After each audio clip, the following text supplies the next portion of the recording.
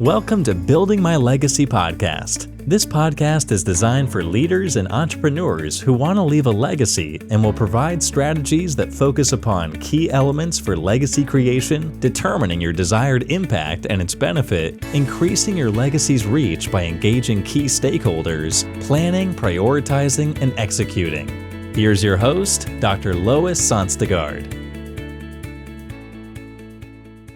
Welcome, everybody, to today's Building My Legacy podcast. I have with me today Jeff Heggie.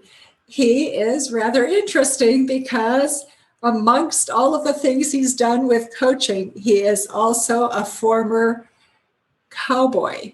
He has done rodeos, and I used to live in Lubbock, Texas, and used to see a lot of rodeos, so I respect that. That takes a certain amount of courage, drive, and just plain gumption. So I want to start with that. So let me just explain to the audience. He comes out of the banking industry. He's a coach. He works with entrepreneurs to really look at how do you grow and build your business. I'm sure you work with people in the banking industry as well coming out of that. He's also a former basketball coach. He's coached for 20 years in addition to his marvelous rodeo experience. So I want to start with that because that is rather unique. And I want to know, what did being a rodeo cowboy teach you? But tell me, what did you do? Was it roping the cows? Was it, which part of the rodeo experience was it that you did? Sure, absolutely. So thank you. When I was in high school, my older brother started rodeoing before I did. And when I began, I started as a roper, and I was roping, and then he got into steer wrestling as well. And that's something that I really wanted to do. And so I've actually, on my podcast, I've talked about courage and things like that. And so I use this story because I decided I wanted to be a steer wrestler. And for those that don't know what steer wrestling is, it's when you're on a horse running full speed down the arena and you jump off onto the horns of the steer and wrestle them to the ground. And so I called him one day and I said, Todd, I want to be a steer wrestler. I want you to teach me. And he says, okay, the next time we go out and practice, I'll give you a call and we can kind of show you some of the stuff. I said, well, that's kind of a problem. I entered a rodeo this weekend. You got to teach me before the weekend. Oh, wow. Okay. So I started as a roper and I jumped both feet into the steer wrestling. It actually went well. That weekend I won second at the rodeo, and then I went through the amateur ranks and then rodeoed professionally for a number of years. But, it's an interesting sport because except for events such as the team roping, you're working as an individual, but everyone is so supportive of one another. It's a tight family. Everyone's helping one another. And, especially in rodeo, you're basically in a position where you're getting help from people that you're trying to beat. And so it really created some real neat relationships. And yeah, there's definitely a lot of life learning experiences from it. I had an unfortunate situation. It was still when I was in the amateur circuits where I got in an accident, had a really bad head injury. I had a horse land on my head, and there's a span of at least 2 weeks that I don't have any recollection of. And, there's a lot of repercussions from that, but even events like that taught me a lot of life lessons and, prioritizing things and those sort of things. So it was a good experience throughout my life. Okay. So going to wrestling a steer without ever having training, there's something rather brazen about that. But it also says fear doesn't intimidate you. So how did you arrive at that?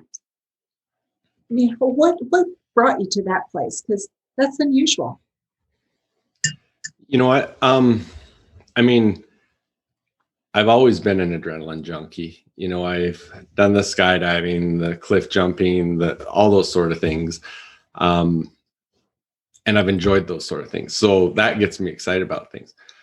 But it's also facing your fears and taking them head on. Because, one of the things I talk a lot about is fear. It's it's something in the future that's not real, and we let it control us so much. And we've got to overcome those things. One of the things I teach my clients is to find something every day to step out of your comfort zone.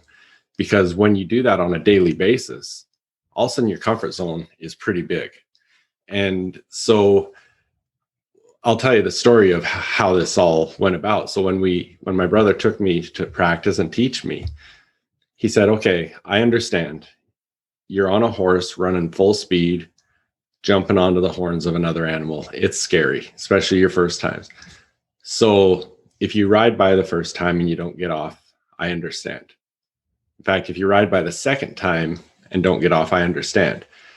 But at that point, if you keep doing that, the fear just keeps building up, and it's that much harder to do it. So if you do that on the third time, I'm putting a rope around your waist and I'm pulling you off. Whether the steer's there or not, you're hitting the ground. Oh, wow. And so I had two choices: jump off onto the horns or eventually get pulled off onto the ground.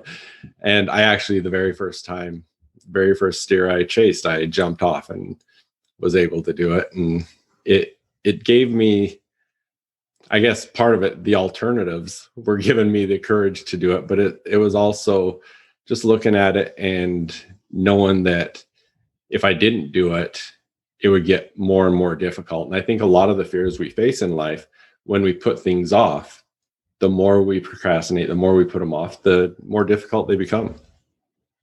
That's so true. And we hope it's going to go away, the fear, that is. And yeah. And yet when you have an experience like you've got, where you have an animal and you don't have too many choices, either you do it or you don't. It is, you're pushed. It's that pain versus pleasure. And it's at the most high intensity, right? So you just have got to gun it and move.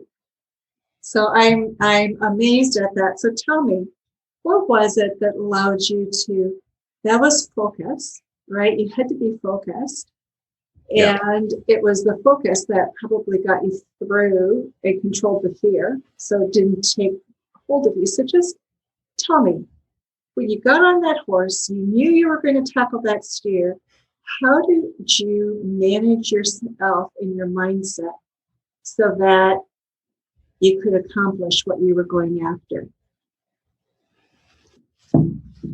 The first step was getting over the fact that the heart was beating out of my chest.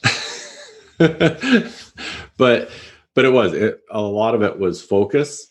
And I'll have to admit, the first time, things are happening so fast. And as I got more and more experienced, it seemed to slow down for me. But it was breaking it into pieces and taking it one step at a time.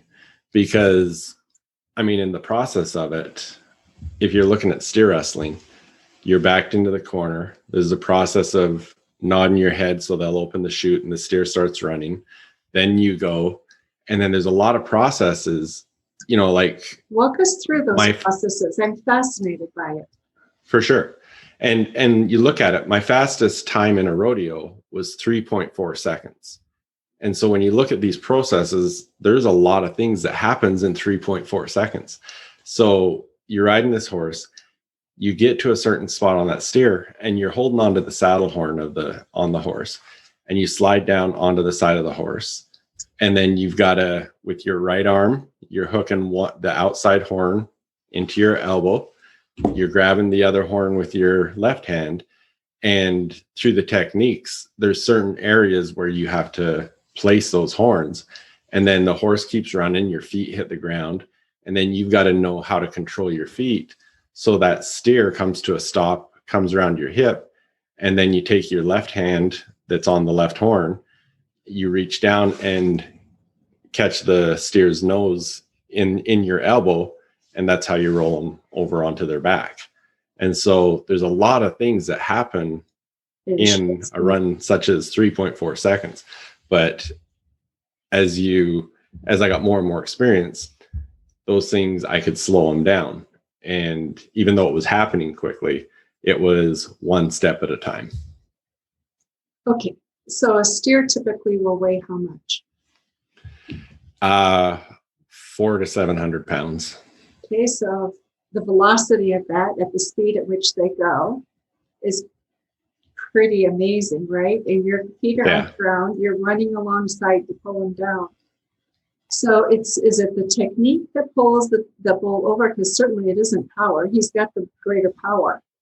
Absolutely. Yeah. And most of it is technique. I mean, in the rodeo, they call it the big man's event because obviously being big is a benefit, but there is a lot of technique to it. And like I said, when you're coming off and you grab those horns, the placement of where you put those horns before your feet hit the ground really has an impact of what you're doing. You know, with your left horn, if it's too high, when that steer hits the ground, they have the leverage and they're going to carry you to the end of the arena.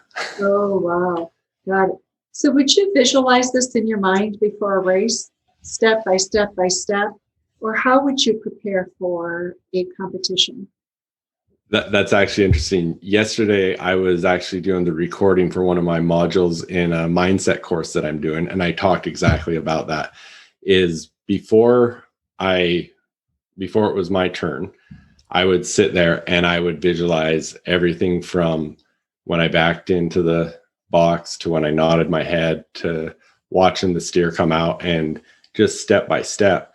And especially with those specific techniques of that play a vital role in your success or failure. And I would visualize those very clearly. And, you know, Neville Goddard, when he talks about visualizing, he says to put yourself in the position of doing it rather than watching it. So rather than being an observer, be a participant. And that's how I would do it. Is I wouldn't watch it like I'm watching a TV of someone steer wrestling. I would watch it in my mind as if it was me doing it and going through that process. Right. Amazing. So tell me, now you're a coach. You're an adrenaline junkie sitting in a chair and coaching must drive you crazy. Not well, yeah, and no. I mean, I still have a lot of opportunities. I mean, I mentioned that I've been skydiving and stuff like that. When I did that, I took my team and we went as a group. One of the companies I own, we went as a group from our staff and went skydiving. And so as a staff, we still do things. And, you know, I mentioned that I've been a basketball coach for 20 years. Most of that time has been coaching my children. And, you know, my daughter, I coached her all the way up through her senior year. And then she went on to collegiate ball and stuff. But, you know, even that, having the opportunity to be in a position where I'm coaching an athletic team, that's adrenaline for me. So the role of adrenaline in your life today is it what gives you momentum? I would say it does to a degree. It gives me excitement. It gives me the excitement and drive. And so, yeah, that would build into my momentum. Yeah. It is just amazing because I can remember so vividly those rodeos I used to go to in Texas. And Texas is proud of their rodeos. And, you know, they were some of the best that you would go to. And it was interesting because I didn't know really much about the sport at the time. But you get so as a observer, you watch how people walk, how they talk to other people, and you begin to go, okay, that one's nervous. And so, you know, when you'd see them get on the horse, you breathe more shallowly, at least I would, because I was afraid for them. And so it was interesting how, as an observer, you would pick up on those cues without really knowing or understanding. I didn't know or understand the sport at that time. I was a newbie at watching. But I think the other thing that just impressed me was the sheer gut it really was mind over matter. I'm going to beat this animal no matter what, right? And Right. that's a big challenge. So I want to go on from that. You do a lot of mindset coaching. So when you work with mindset, what is it that you focus on, and what is it about mindset in terms of business that you find is important, and how do you help people get ready, get their mindset together? Absolutely. Thank you. Life, whether you're looking at business or whatever it is, I think it ties in so much with sports. And so actually in my courses, I talk a lot about rodeo. I talk a lot about basketball and stuff like that, because there are so many similarities. And, a lot of the problems that people face are the limiting beliefs that they've developed over years that hold them back from their real true potential. And many of it, I have someone that I've been working with, and some of her most challenging limiting beliefs were some things that were said to her in a conversation between her father and her grandmother when she was 6 years old. And she wasn't even realizing that's what was holding her back. And when we look at the conversations that we have in our head, it's a matter of we're asking and answering questions to ourselves on an ongoing basis. And a lot of people, when something happens, the questions they're asking themselves are things like, why do I think I could do that? Why is this happening to me? And they're really on the negative side of things. And so one of the things that I really try to focus on is those habitual questions that people are asking themselves, because it's not going to, going through my courses or working with me or whatever doesn't mean you're never going to have a negative thought again. Right. But you recognize them. And when you can recognize them, you can interrupt that pattern and you can start changing that conversation. And then one of the techniques that I use a lot is, for example, I call it my mindset journal. And in it, I include what I call my mindset questions. And every day you go through, and the morning starts with some questions and it ends with some questions at the end of the day. And those questions are basically set up to help prime you for the day. And then it also includes a space to write out all your goals for the day and just focus on those things.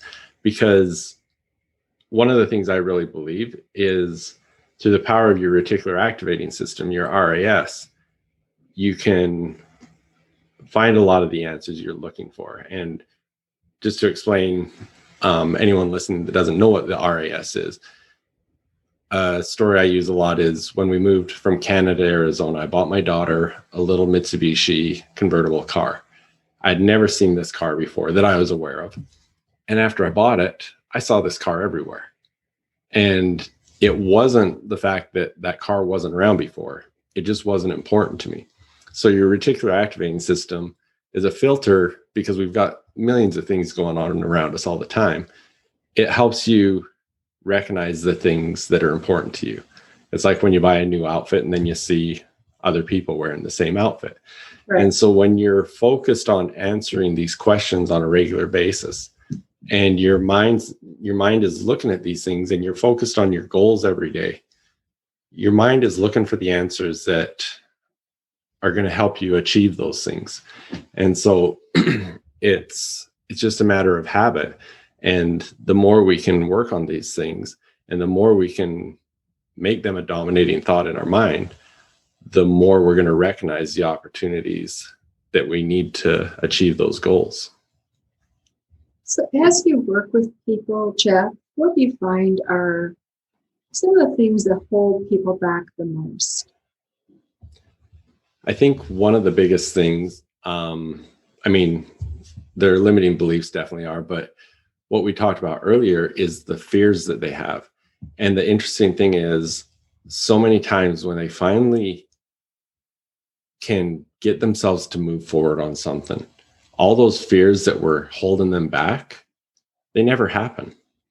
So many of the fears that we have, we build them up and we give them so much power over us, but they never even happen to us anyways.